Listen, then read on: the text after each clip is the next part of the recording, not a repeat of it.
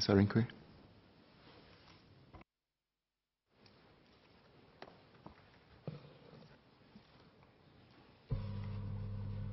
Mr. Speaker, sir, I will state from the outset that I'm fully supportive of the legislative intent of this bill.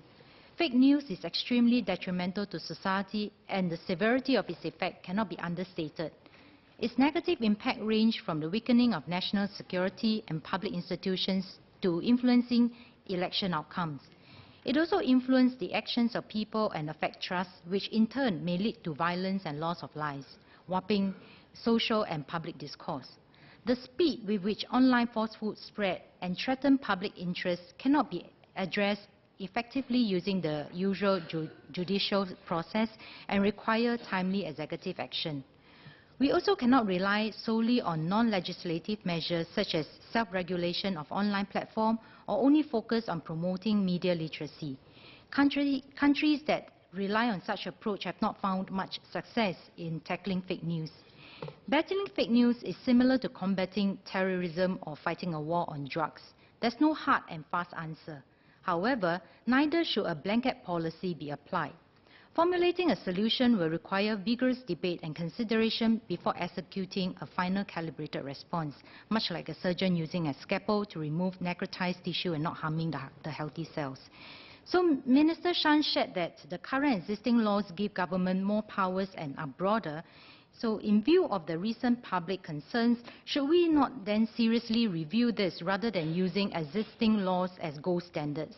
Because those are big hammers, and I believe they are intended for a different purpose. Currently, I'm aware of the following countries that have enacted laws against falsehood, for example, the Germany's Network Enforcement Act or the French anti-fake news law against the manipulation of information. In both instances, a notice and takedown order is issued against purveyors of fake news. The Minister has suggested that the bill put forth offer a more calibrated approach wherein correction orders are possible. This allows for contents with correction notice to be still available for debates and therefore more informed decision-making. And this is indeed progressive. However, one feature to note in our current bill is that it applies to any person or organization deemed to be spreading fake news. And the aforementioned German and French legislation limit the scope of the law to only telemedia service providers operating internet platforms. Large telemedia companies have the ability to counterbalance and respond to challenges from ministry. It is quite different for individuals or smaller organizations, and hence the concern about the impact on general freedom of speech. I would also like to highlight some concerns regarding the definition listed in the bill. The definition of what constitutes statement of fact, public interest, and diminution of public confidence is very broad. So I suggest that these definitions and terminology be clarified and explicitly defined for the layman in the Principle of Act in the bill, as what has been practiced for POHA. This will help agencies effectively implement the Act and give the general public a general grasp of what it means. The law cannot be set up just to be understood by the court, and citizens do not understand at all. The consequence of these overly broad definitions can lead to chilling effects on freedom of speech and expression for our country.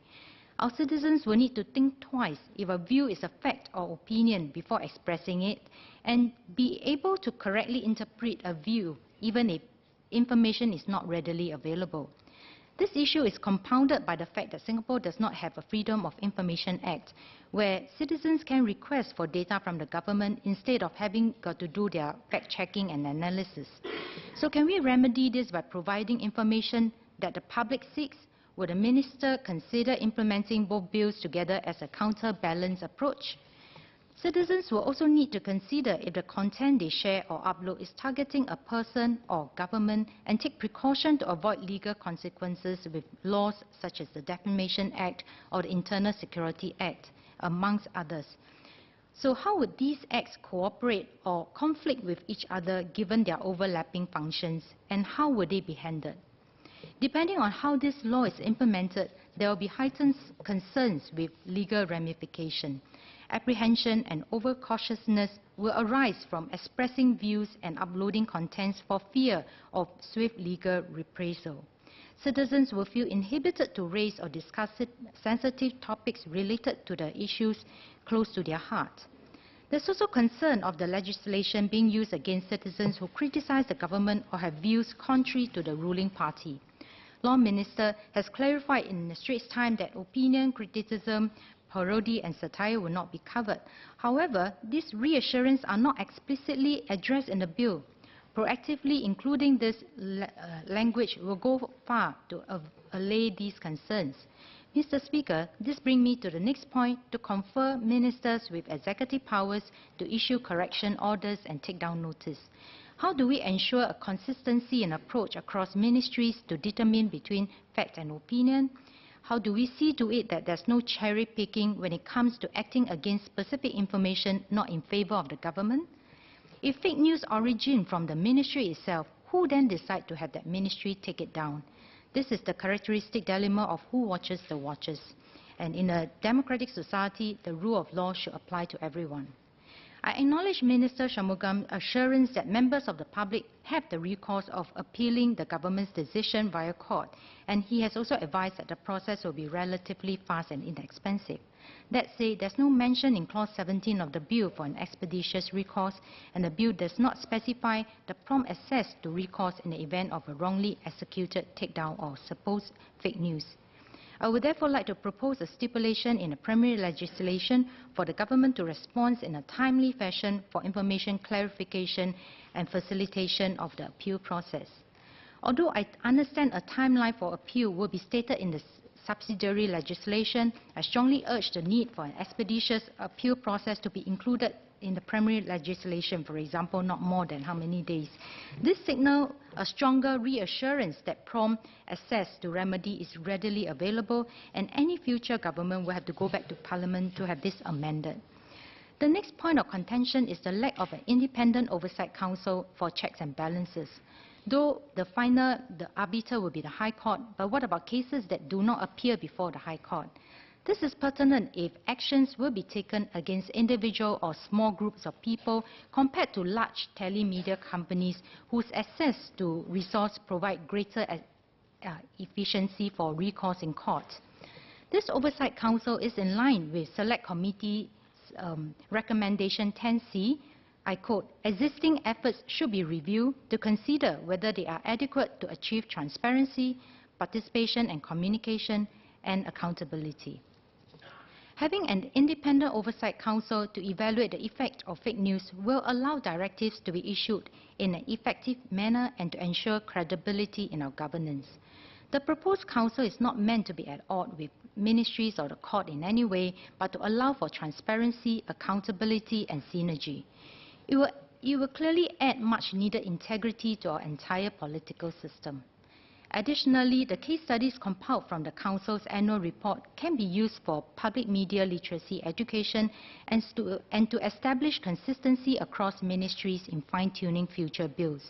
Minister has said that Parliament should be the final checks and balance, and in this place, should we then not dissolve all the existing councils?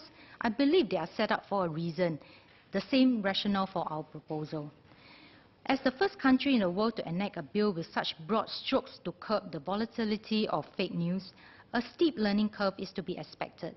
I believe that we will get it right, striking a balance between curbing fake news and ensuring freedom of speech. Central to the discussion is the element of trust in the pursuit of truth. The majority of Singaporeans support the vision and bravery of this bill and trust the sitting government to be honest and just in its implementation. As implicit in the asking of trust from the people, trust should be paid forward to the people. The government will imperil itself if people perceive that this bill takes on too much liberty with their freedom of speech. I appeal to the House to seriously consider lifting the party whip and allow MPs to vote according to their conscience for tomorrow's voting. This bill will have a huge impact on the average Singaporean's freedom of expression and possibly our nation's progress. Many civil groups harbour genuine concerns over this bill, as evident by the 170 written representation from individuals and organisations submitted to the Select Committee, and this include numerous open letters and joint statements published in protest of this bill from both local and international fronts. Hence, I think it's our moral obligation to give constructive criticism and proposal to fine-tune this bill in the best interest of Singapore. If left unrevised, this bill will have long-term repercussions on freedom of expression and speech, impede the development of an engaged and intellectual public, and erode the trust in our government. At the end of the day, it is our solemn duty to uphold the mandate by the people and justify their trust through uncompromising policy making and vigorous debate. Undoubtedly, I certainly have strong reservation for the bill in its current form. While I do see positive elements within the bill, Mr. Speaker, this bill in its current state will need further clarification before it is ready to be passed. I would like to receive the response to my questions and honest discussion following. Thank you.